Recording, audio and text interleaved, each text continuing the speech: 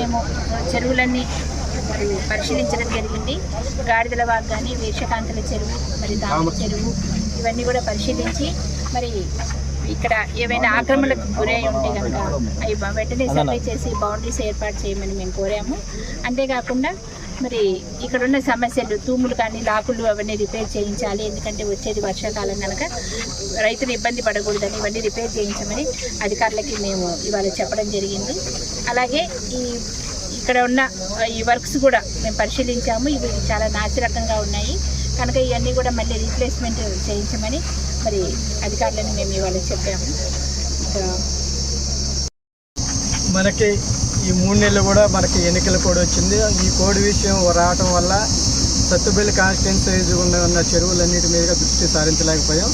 కానీ ప్రతి విలేజ్ నుంచి కూడా అనేక సమస్యలు ఈ చెరువుల గురించి రావడం జరుగుతుంది. చాలా చెరువులు ఆక్రమణ